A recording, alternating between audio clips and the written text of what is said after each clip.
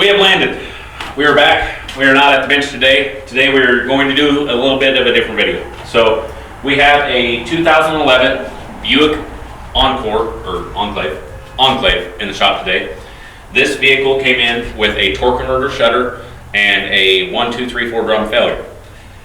Pretty common complaint, not an uncommon failure on this family of transmission. This is a 6T70 transmission. Customer provided a used transmission that we're going to be using for this install. During this install, we are going to go through step by step of how we are going to install the 6T70 transmission into the vehicle. Some of the key points that we are going to try to cover are the torque converter, making sure that the converter is far enough into the pump and into the face of the transmission and that it does not damage the transmission upon installation. Another area that we are going to go over is actually mating the bell housing face up to the back of the block and verifying that our converter has plenty of clearance between the flex plate and the face of the converter. So we're going to get started. We're going to roll the transmission underneath the vehicle and we're going to get it up onto the dowel pins, and then we are going to come back with the camera and show you guys exactly where we're at, what bolts we're putting in, and why we're putting them in that order. So we'll be right back.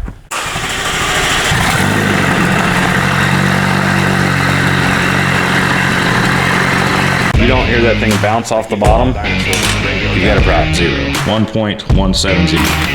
Just blast all 4 bolts out. You can take a vacuum tester and test each valve. It's the lip seal off the side of it and destroys the piston. So one of the first things that we look for before we install our 6T70 transmission, and this goes with any GM family of transmission, the flex plate has one bolt hole. You see right there where that bolt hole has flats on it. The one next to it's got rounds, that one's got flats. That bolt hole is the very first one that needs to be installed. So always make sure that bolt hole lines up to the converter or into the starter hole where the converter bolts will be going into first. All right, now we have our transmission mated to the back of our engine. We still have a small gap, which we're going to go over that here in a minute. We're going to start by installing 2 bolts to ease the transmission closer to the back of the motor. The dowel pin bolt is this one right here. It is longer than all of the other 15mm bolts that go in the bottom of the transmission. Notice the length difference. This bolt goes in the dowel pin hole right here, which is just below the starter. That bolt right there. We're gonna get a couple of bolts in it, get it mated up, and then we'll go over the torque converter. Sure. So what we're installing on the back here is a 18mm. This one does not go through the dowel pin. The dowel pin is actually above the edge of the block casting right here. We can't really see it real well, so we are using the 18 to inch the transmission last little bit forward. You can tell not really having to work real hard putting this bolt in, and that's a really good sign. These 2 first bolts need to go in fairly easily, otherwise you could be crushing the torque converter. The rear bolt has a bracket that goes along this edge and covers the flex plate hole. So now that we've got those in, we can look to make sure that our torque converter is free. We're going to go around the front here. We're going to look up inside of the hole, way up inside of here, and we're going to use our hand to get this bolt hole where we see it. See that bolt wiggling back and forth?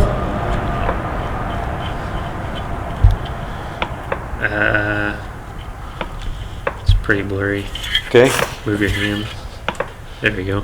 Okay. So the bolt right there needs to be able to, or the converter needs to be able to rotate. The converter cannot rotate, stop, and take the transmission back out. We're going to get the rest of these bell housing bolts in real quick, and then we're going to move on to a torque converter. Alrighty, so we are going to rotate the engine using the Harmonic balancer crank bolt right there at the end.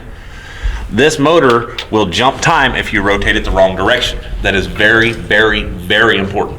So anytime you are rotating a 3.6 liter engine, the engine needs to rotate clockwise the same as it would if it was being started by the starter. So we're going to rotate the motor to where we can get to the first bolt hole that we need to.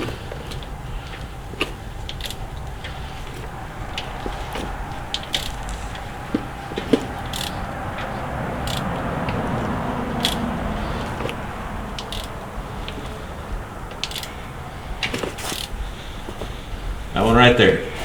That bolt hole has flats on the side of it. That is the alignment bolt hole.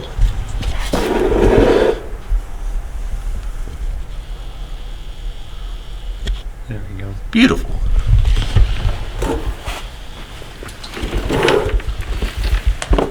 The converter bolts have an 18 millimeter head. We're going to use a 18 millimeter 3/8 drive wobble socket to install this bolt with a 3/8 impact.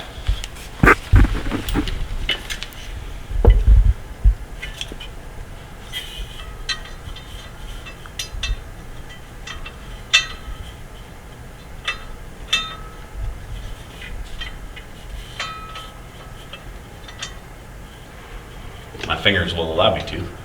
Come on, fingers, work.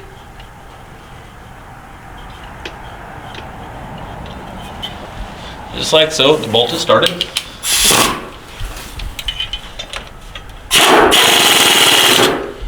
And now the bolt is in. So we'll rotate, put the other 3 in, and then we'll talk about how to get the starter up in the hole. Alrighty.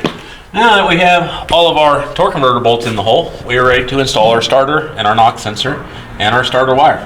Anytime you guys are playing with any vehicle, I don't care what vehicle it is, always make sure that your battery is disconnected before you attempt to touch the starter wires.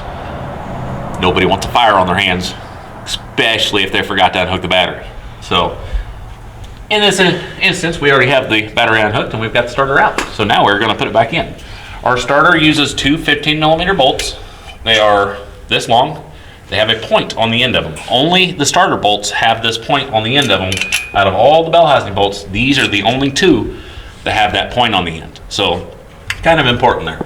To put the starter in, we come up behind the exhaust manifold, rotate the starter just a little bit, and then we push it forward into the hole and get it up to where it's flat. Always make sure the starter is perfectly flat against the surface of the block before you put your bolts in and tighten them up. Nobody wants to break a starter rear off because they didn't have their starter all the way flat. So now we're going to put our bolts in and we'll show you how to hook up the wires. The 2 starter bolts are in and tight. We're going to put the main wire on the starter, and it has a tang on the side of it there. That little tang has to latch on the back side of the starter and it will lay flat like that. We're going to put it up in place. Make sure that the starter wire lays flat. Then we're going to put the nut on, which is a 13 millimeter nut. Most of the time you can run that all the way down by hand. And we are going to use a deep 13 millimeter socket and a 1/4 inch ratchet, and we'll snug her up. The next wire to go into place will be the main, or not the main, the ignition feed for the starter. It has a safety clip that will be facing straight down and it will push in and snap. You should hear a very audible click whenever this wire is installed correctly. Put this up in place. And that's the click. The spot right here, right behind the starter feed wire or starter ignition wire, is where the knock sensor is attached. See the little shiny surface right there on the side of the block? That is where the knock sensor will go in. We're going to put the knock sensor up into place. Then you have to reach over the top of the wires there and thread this guy in. If you don't take this off, odds are you'll break it whenever you take the starter off. Sometimes it breaks, sometimes it doesn't, but to me, for 1 bolt and 1 connector, just take the bolt out and don't have to worry about buying a $60 sensor just because it broke off. Next is our knock sensor connector. The connector has a square right here in the corner. This identifies the direction of which the connector goes on, and it has a safety clip on the top that has to be lifted up to be able to depress the release to pull the wiring off. We've got the clip already lifted all the way up. It needs to be lifted up to install the connector as well. Same thing as on the starter. You should hear a very audible click like that, and then push the safety latch back into position to keep the connector from being able to come off. Oh man, Now, we need to get our front engine mount back into position on the front of the motor. So we're gonna get that over here and get it up into place and show you how we tighten the bolts down. The front engine mount has 4 bolts. All 4 bolts are 15mm head with a small shoulder right there. Each one of these bolts is the same. We're gonna lay our bolts out here. The engine mount will go into position like this. I like to start with putting my 2 bolts in the bottom.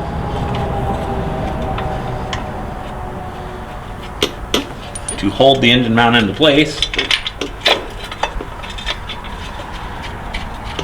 And then reach around the side to put in the top bolts.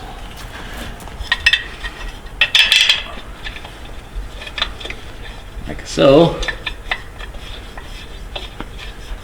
The last top bolt goes over the top of the mount. You have to reach up over the top like this, reach all the way down into the back, and install the bolt.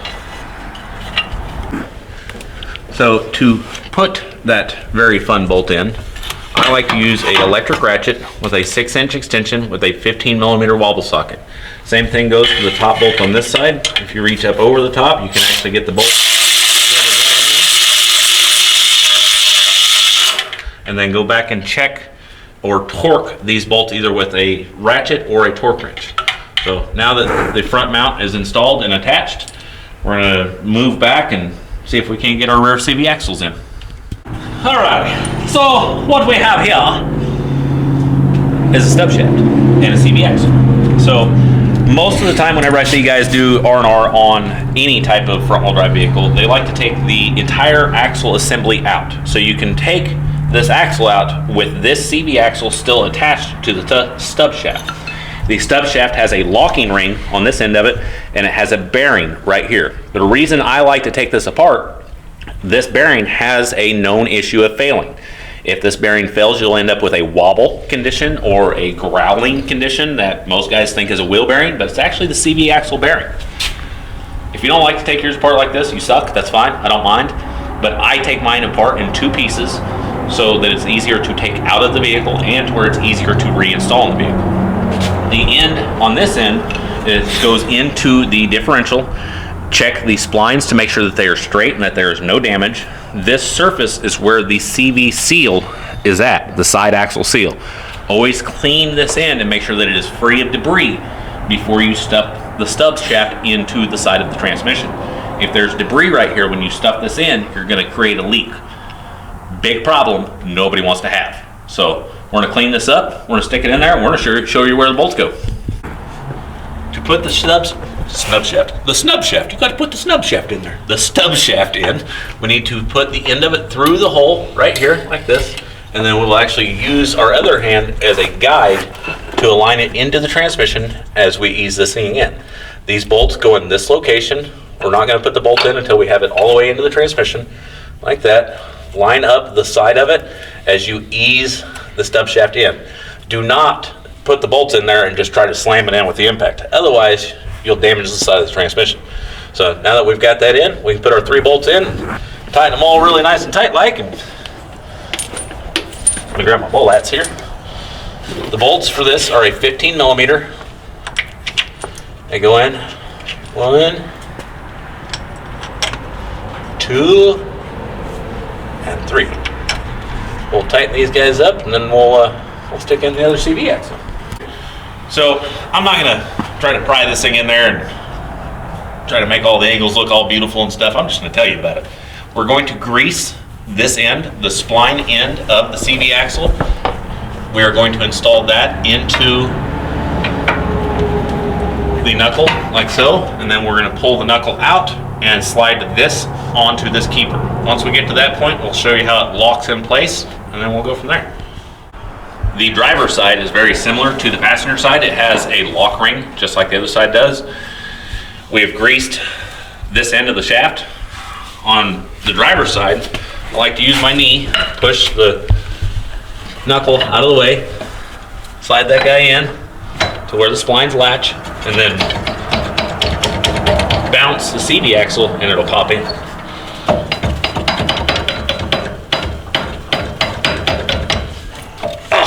hip.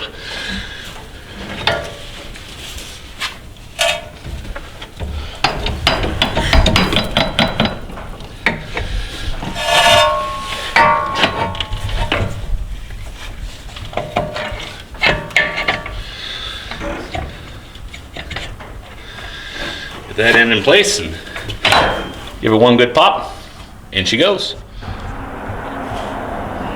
Something is missing. That thing. Ta-da! The cradle. So before we roll this thing underneath here and start talking about how it goes in, we're going to, anyways, what I was trying to say there is that before we install the cradle, some things to look at on the cradle before you install it. Always make sure that these little cups are in place. They may not seem like they're very important, but these cups go on top of where the cradle bolt goes through the cradle, and it actually helps give it a flat surface to sit on the, not really frame of the car, but on the structure of the car, and gives it some cushion between the cradle and the top of the cradle.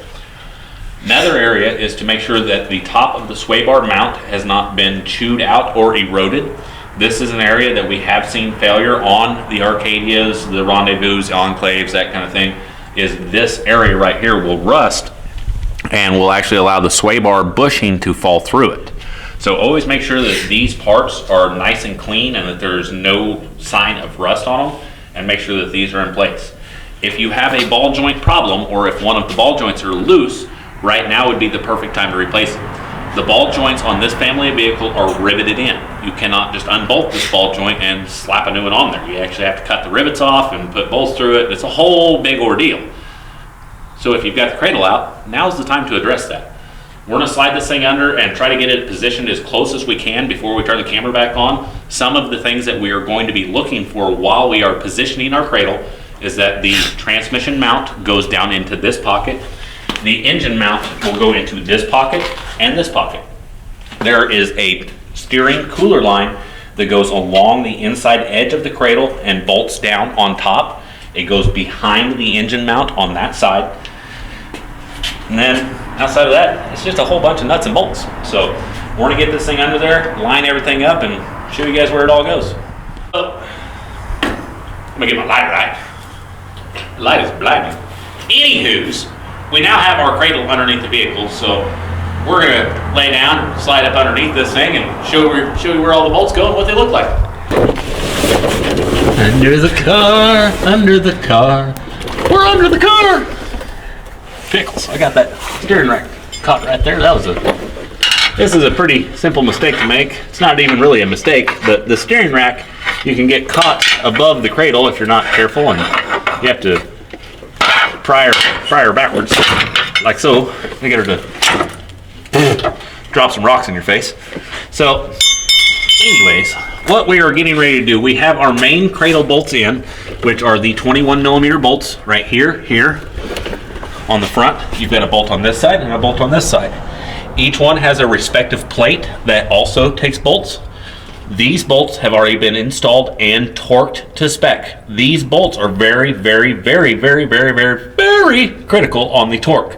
Do not strip them, or you'll really, really, really regret doing it. So, we're going to be installing the cradle bolts that go to the plates. We are going to be installing the mount nuts. One nut will go here, one nut will go here, and one nut will go over here on the transmission mount. The bolts for the front of the cradle that go into, I'm gonna turn this light a bit here. Where's the light? The bolts on the front of the cradle that go in the plates are a real long 15 millimeter headed bolt. And they go up through the cradle, through this metal plate, and they will tighten right through there. So we're gonna put all 4 bolts in, 2 on each side, just like that. And then on the back, we have short bolts. These short bolts look quite a bit different than the long bolts. They look like this. They have a washer that cannot be removed off of the bolt, and the short bolts go in on the plate just like that. So we're going to put these two bolts, those two bolts, and the other bolts in the front on that side and the bolts in the back on that side. And then we are going to move on to our steering rack itself. So let's get all these bolts in and get them tightened up real quick.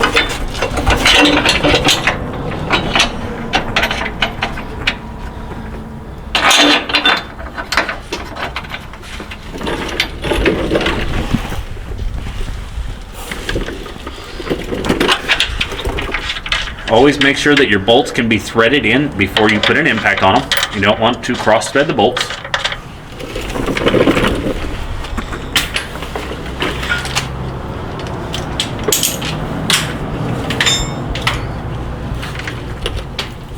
These bolts, I do not use a torque wrench, I just use my impact on.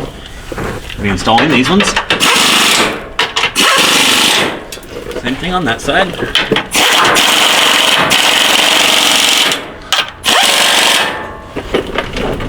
Once.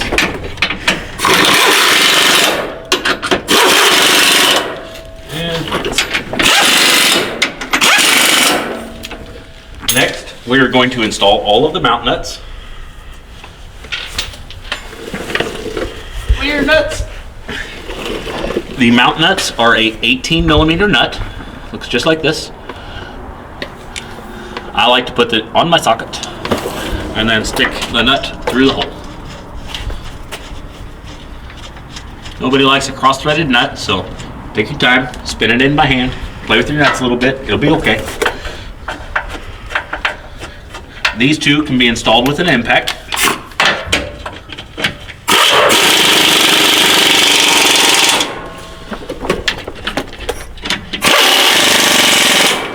The last mount nut, which is also a 18 millimeter, goes on the transmission mount, and it is on the outside vehicle over here. Right there. This one, unfortunately, we have to install by hand using an end wrench. So we'll get this thing threaded in here tight and we'll go on to the steering rack. Before we install our steering rack, we are going to put the sway bar bolts in. Sway bar bolts are a 15 millimeter, about this long.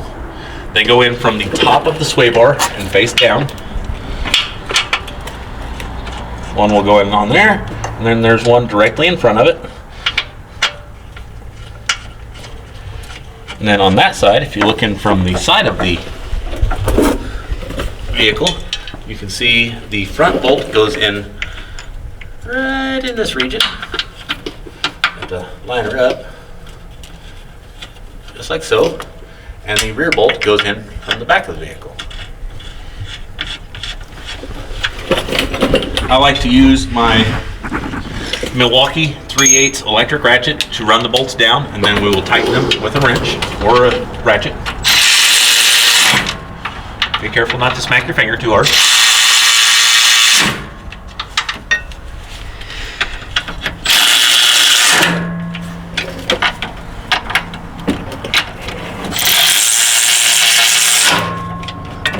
And we can use a 3/8 ratchet and make sure that they are very nice and tight. As my dad would say, good and tight is very important. They must be good and tight. Reach up over the top like that. And give her a hee-ho. Hee-ho. Now we will install our steering rack. We're going to start by aligning the steering rack on both sides and removing our bungee cord that we used to keep the steering rack lifted while we had the cradle out. So reach up in here, disconnect the bungee cord. I like to take the bungee cord completely off at this point because I have left these on and it makes a cool slapping sound when you do. So. Just saying, I have done it. Accidents happen. For some reason, I had the longest bungee cord in my shop on this side.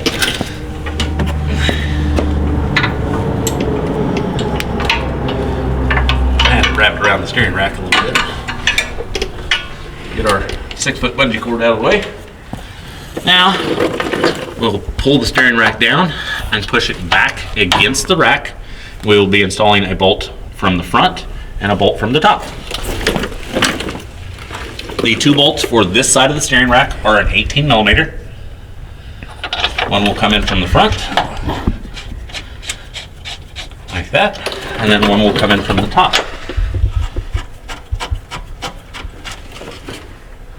Now, something that I think gets ignored sometimes is putting all of the bolts in before you tighten. Whenever you are working on anything that requires multiple bolts, always install all of the bolts that go into that specific item and then tighten bolts. If you tighten these 2 bolts, odds are you won't be able to get these 2 bolts in. So we'll put these 2 bolts in. This is a 15/16 head, big old long whopper jobber there, and it comes in from the back and pushes straight through. The bottom one comes in from the bottom. On top, we'll take a big flat washer, which is actually factory. That is a factory big flat washer. And then a big fat nut. That nut is a 15/16, just like the bolt head. Oh man, my other nut's all the way back there. Let me go grab a nut. Now that I got my nut back, we're going to install the big flat washer and put the nut on, like so. I like to start by tightening this bolt first, and then tighten the top one on this side, back one, and front one. In that order, so that the steering rack is flat against the face of the cradle, and it is held down flat against the top of the cradle. Very important. So, grab this impact.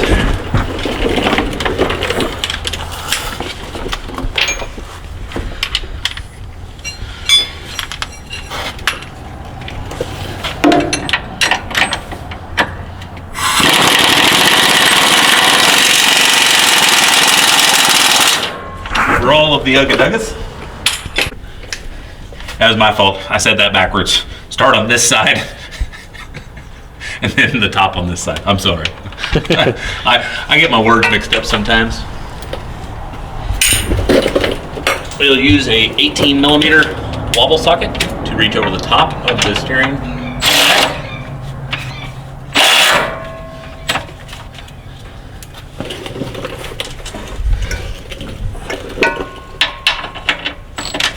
Bolt did not turn as freely as I expected it to. Make sure that there is. Anytime you have a bolt that gets tight really fast like that, take the bolt back out and see what's going on. I threaded that bolt in by hand.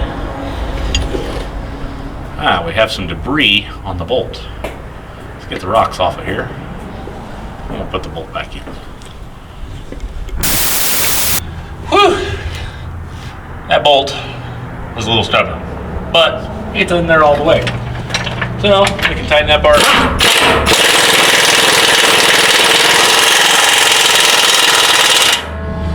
Bolt on that side, pull the wrench back off, and tighten up the bolt on the front side here.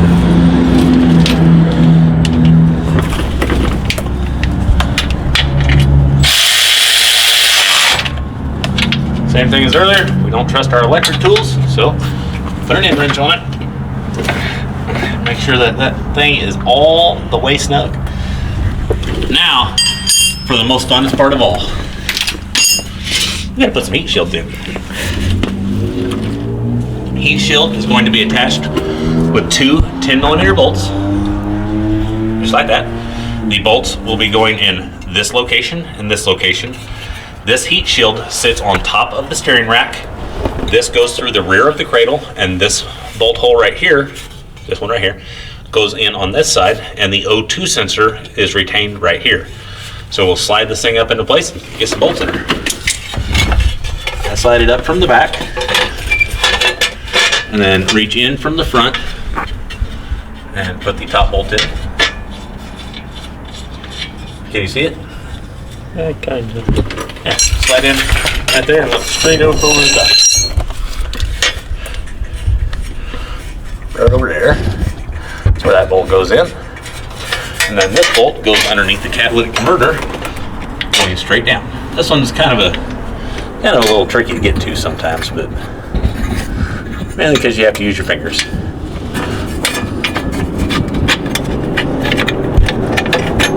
Make sure that the bolt starts easily by hand.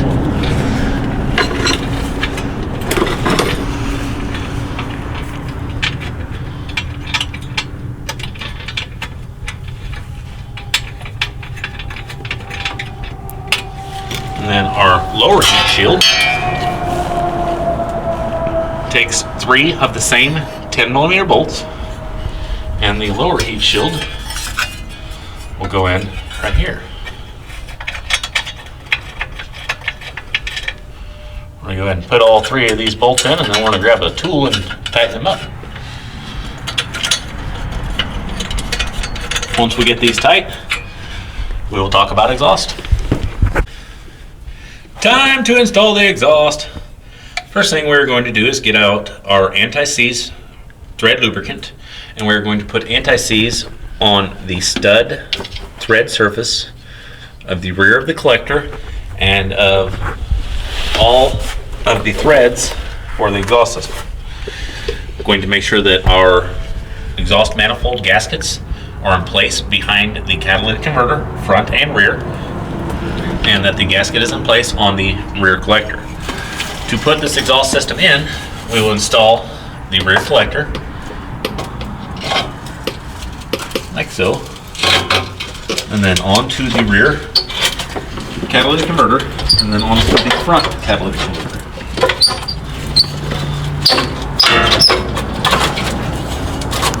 Just like so. And then the rear catalytic converter collector and the front both use a 13mm nut. Get our nuts into position, both sides.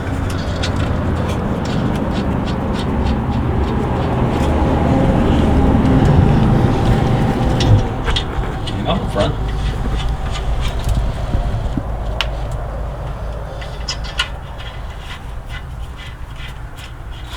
Now we can release the tension on it and let it kind of freehang.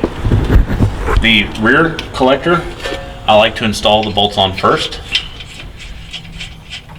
or the nuts, bolts, same thing, plus or minus 5. I also like to use a end wrench when I'm installing my rear collector bolts, so that I can make sure that I don't cross thread anything.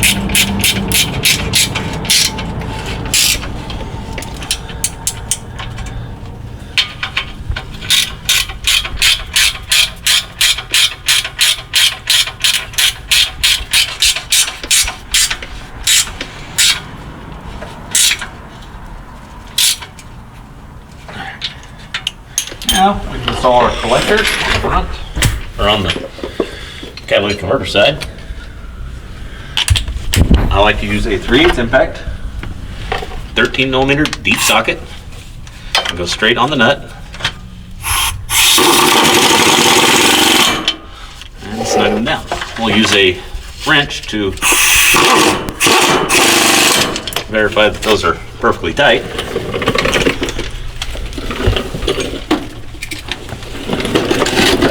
We'll come to the front, put the front nuts in.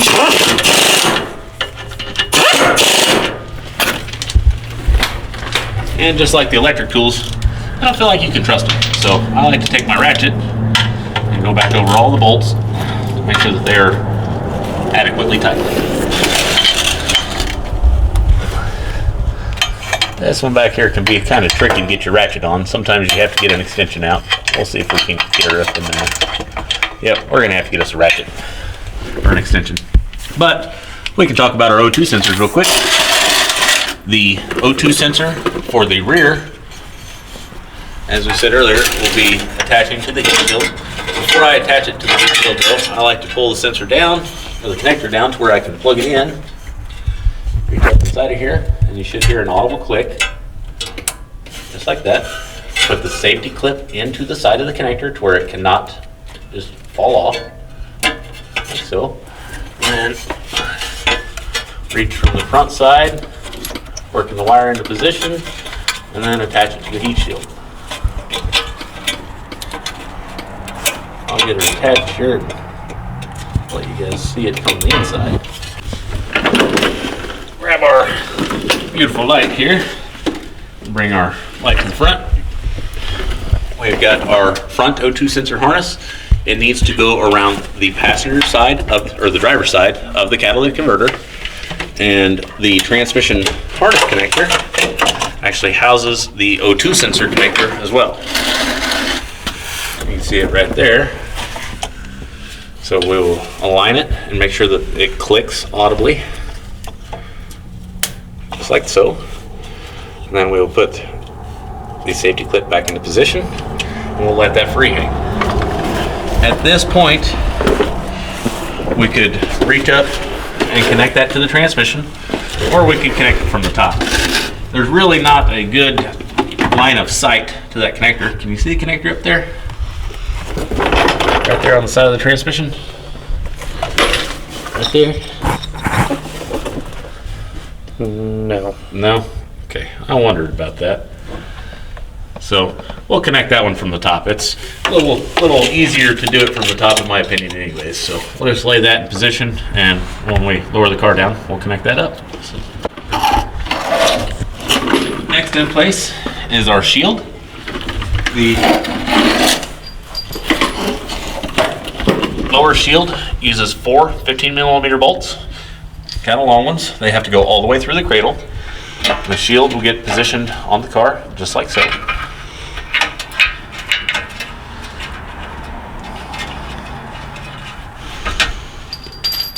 I like to start all 4 bolts before using the impact on them.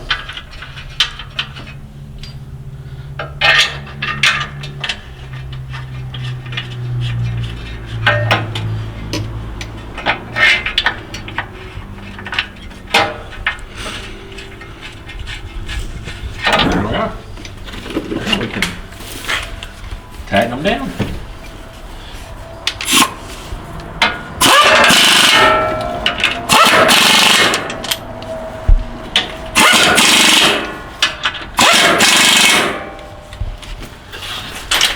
We're getting down to the nitty-gritty here. What we are going to be doing next is installing the lower ball joint into the bottom side of the knuckle and installing a 21mm nut. To install this, you can pull down, line the ball joint into the hole, and align it and push straight up. The nut comes in from the top side, just like this. So we'll get us an end wrench out, we'll get these 2 nuts tight, and then we'll talk about some axle nuts. Now that we have everything attached underneath, we have our supports all in, cradles all in, transmissions installed, we are down to the nitty-gritty, getting on to the final steps. This is something that I wanted to take a second to discuss with everybody about the installation of the wheel and the axle nut.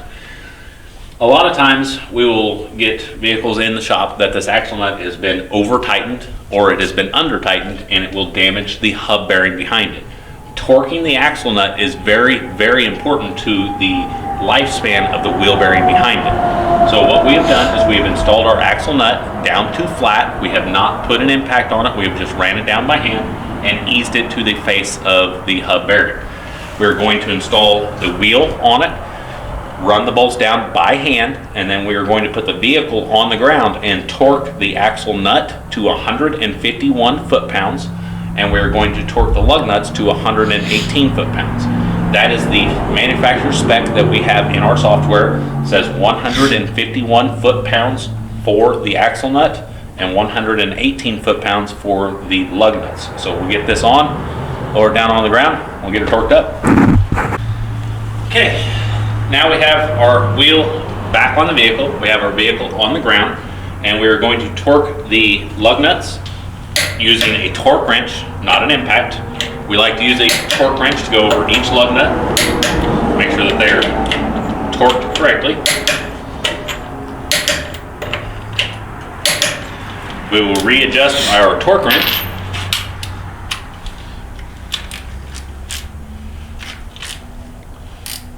Verify that it is on 151 foot-pounds, and we'll go through the axle cap right here on the end of it and make sure that it is torqued.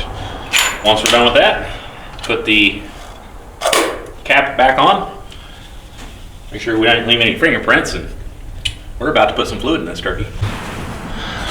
First thing on the top side that we like to do is install our transmission case connector. So we will reach down from the top of the transmission, position it in place, and then the latch will slide over if it's installed correctly.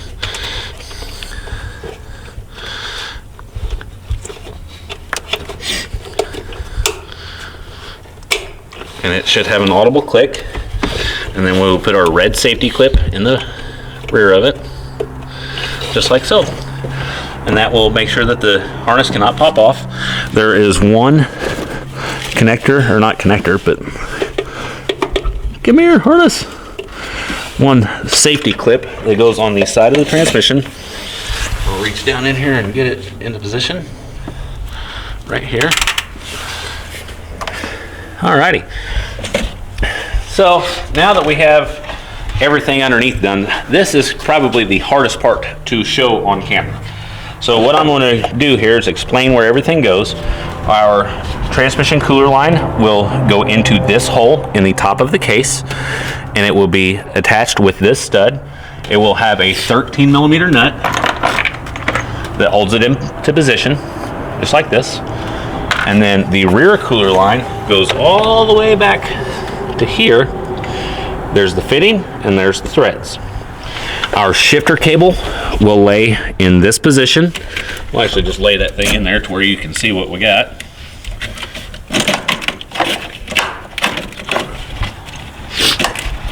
If I can get my arm to work.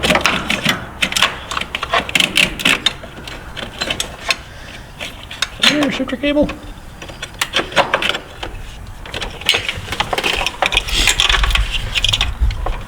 The shifter cable will attach to the case, just like so, and then attach the end of the selector arm. Once the shifter cable is installed and the top bell housing bolts are installed, we can install our intake air system, install our throttle body, make sure that the throttle body connector is fully seated and latched, and then we're going to get some fluid in it. So give us just a few minutes, get some bolts in, and we'll show you where the fluid goes. On to the end. Now that we have our engine cover on, air intake assembly in, mass airflow sensor connected, bell housing bolt in, cooler lines all attached, we are finally ready for the final step. So the cover that goes right here, we are leaving off just for camera purposes. We're going to put this on as soon as we get done with what we're doing here. But down through here, you can see this knob. This is the fill hole for this transmission. So we will pull the dipstick out and we will actually fill the transmission up through that hole. This transmission, yep, that hole right there. This transmission uses Dextron 6 transmission fluid. We will be using AC Delco fluid. I'm very particular about that. Anytime a 6-speed transmission is installed, it needs to be programmed. So we are going to take our time, get this thing full of fluid, start it, verify our fluid level, and then we're going to haul this thing to a dealer, get the TCM updated and the TCM program. We're going to drive it. We're going to have a good time doing it. Thank you guys. Excuse me there. Thank you guys very much for watching the video today. We've had a lot of fun installing this thing. This is kind of a real world transmission installation. This is something that we see a lot of. And I've seen a lot of other people take this transmission out on the floor. That's the whole reason that we did the video the way that we did it, was we wanted to show you guys that it is completely possible to pull this transmission out on the floor and reinstall it in the vehicle while still working on a creeper on your back. So hope you guys have liked it. Like, share, subscribe, and we'll see you on the next one.